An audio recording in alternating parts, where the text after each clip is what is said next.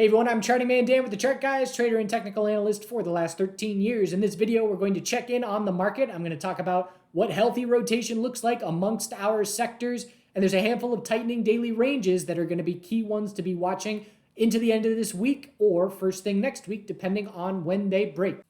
Also forgot to mention, we just got done a live stream talking about the Black Friday deal and going over the website and the perks and things that come along with that deal. So check out the link in the comments of this video for that recorded webinar.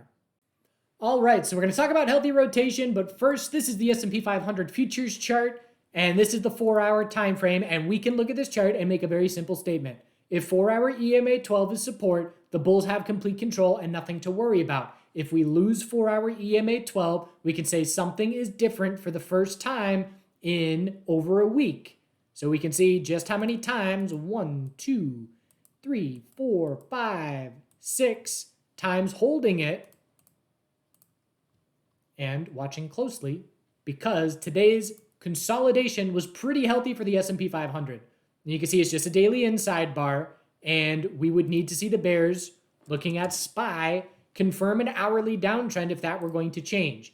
So we topped out yesterday, set an hourly higher low this morning, hourly lower high trying to form into the end of the day. There's your NVDA earnings reaction, and it's a double bottom at the low of the day right now. So tomorrow, bears need to break the low of today to confirm an hourly downtrend if they're going to prove anything to us.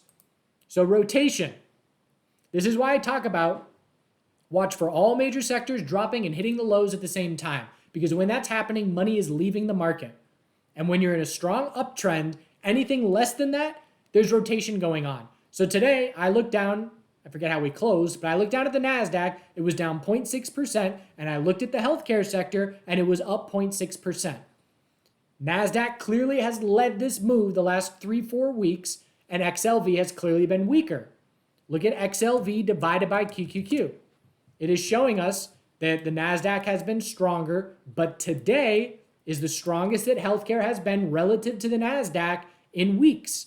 So it's essentially NASDAQ bulls are tired, they took a breather, and healthcare sector bulls took over a bit, and that helped offset the weakness. NASDAQ matters more than healthcare, but it was a bit of rotation. We also had XLF, the financial sector, still hanging out flat.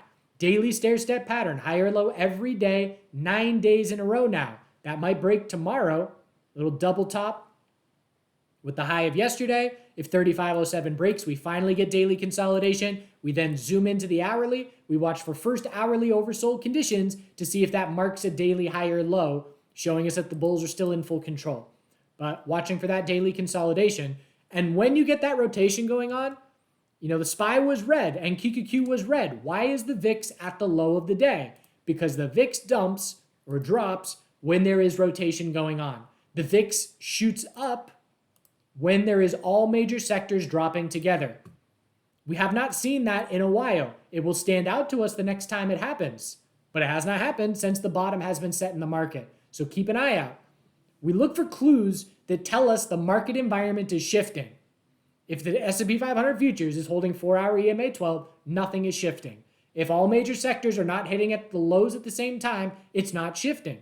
We're looking for those clues to tell us something is shifting. The NASDAQ was weaker today, had a nice bear control on the morning, lower high, trying to be set. Again, dropped and broke the low of after hours, the low of the day after hours on NVDA. We'll look at NVDA in just a moment. It's ending up to be, at the moment, a non-event. But again, same thing. Got to break the low of today tomorrow because it was an inside bar as well. Bulls love sideways consolidation. On this move, considering the magnitude, sideways all day. If you're a bull, sideways consolidation is a win. RSI cools off, EMAs catch up, and you're not shooting up and then giving a bunch of it back. NVDA earnings, reaction, big drop first thing, V-shaped bounce, and now just sideways. And we're just chopping around 500 again. So, you know, really nothing going on. We'll see if a conference call changes anything, but at this point, support will be 492. This is the inside bar, same thing. So we're just watching the low of today and the high of today to see which breaks tomorrow to show us who's going to have short-term control. And can definitely go either way still. But it's going to be the option sellers that win on NVDA on this reaction. SMH finally broke the stair-step pattern. So what do? When we start daily consolidation, high or low every single day, 14 days in a row. All right, we break the low of yesterday. Zoom into the hourly, watch for hourly oversold conditions to see if it's a back burner. If hourly oversold marks a daily high or low, just like it did for Amazon, Microsoft, Meta, then the bulls keep their complete control.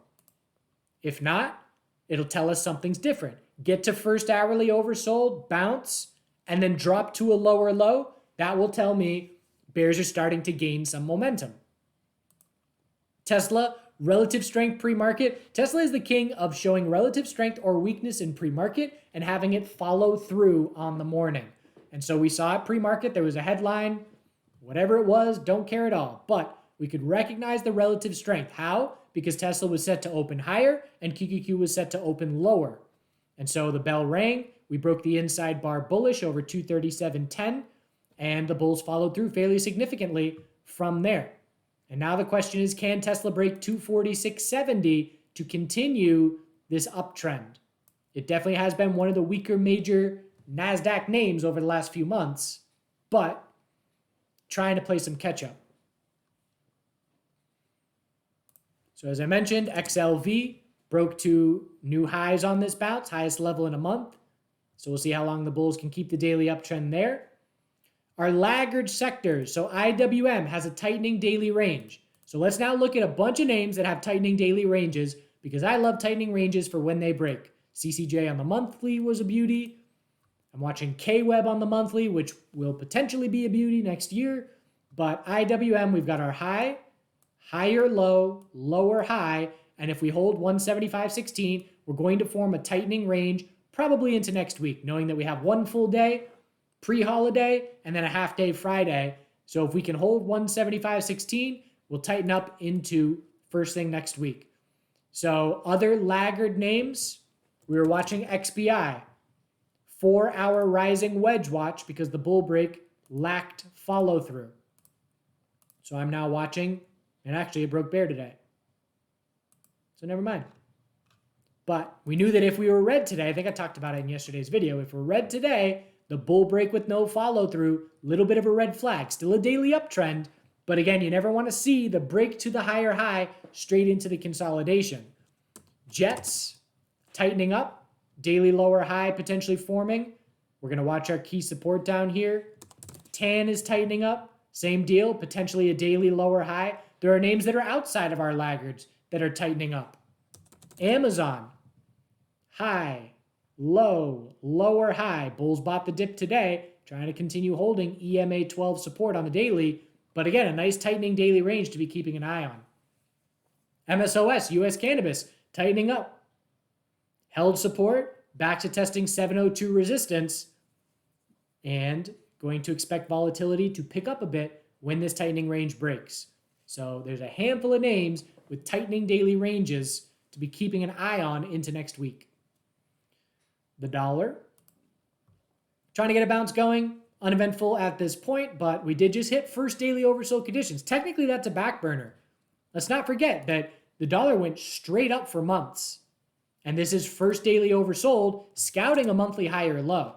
So knowing that I'm watching metals very closely, this is going to be key for me. I really want to see the dollar's first oversold bounce result in a lower low. I really don't want that to result in a daily uptrend to try and shape up a monthly higher low. But one good thing about the metals, yesterday I was kind of like, come on, metals, the dollar's really weak. This is your time to shine. But they made up for it today, where gold now has the daily uptrend confirmed and is testing weekly resistance to try and confirm the weekly uptrend, still battling that 2000 psychological level, have to turn that into convincing support. But if we get over 2009 or 2010, we confirm we'll have a weekly and a daily uptrend, and we will be 3% from all-time highs. And we'll be looking good. New key short-term support, 1965. Silver, daily higher low set, has not broken to the daily higher high. We did already break weekly resistance, so gold is trying to play a little bit of catch up here. And the miners had another big day today. Daily uptrend confirmed on the miners. GDX still has to break a weekly resistance zone right around 30, but GDXJ is stronger, and we did break 35.85, not by much, but that's that inverse head and shoulders we've been talking about, trying to confirm here. So silver did it first. GDXJ has now done it, and now we're watching for gold and GDX to do it as well. Oil, bouncing still. Anything under 79.77 is just a daily lower high. And again, hey, where's Tuesday? Thought we're missing some price action. Oh, that's right. We're on CLF 2024. Thanks, TradingView. So we'll see. Just a daily inside bar right now. Not much changing, but if it breaks bear, we'll see if the bulls can shape up the inverse head and shoulders. Nothing changed there. Natural gas still weak. It's all bears. We're in a weekly and daily downtrend. And again, the only support is the lows in the 270s. So bears in full control of natural gas, and it all came from this equilibrium. You know I like tightening ranges. Tighter, tighter, tighter, tighter, tighter. Bear break. The bear break took place at 340. How's that for follow through? We've now got almost 20% of follow through in just about 2 weeks of trading. Overall, bear's not proven much. Prove it. Confirm hourly downtrends. If you don't break the lows of today, tomorrow, the bulls keep absolute complete control. Today was healthy rotation. If I'm a bull, today is exactly what I want to see, knowing we can't just go straight up forever, but while one sector takes a breather, consolidates, cools things off, chill out, another sector takes the lead and continues higher. So nice and clear inside bars. Do good things. Thanks for tuning in.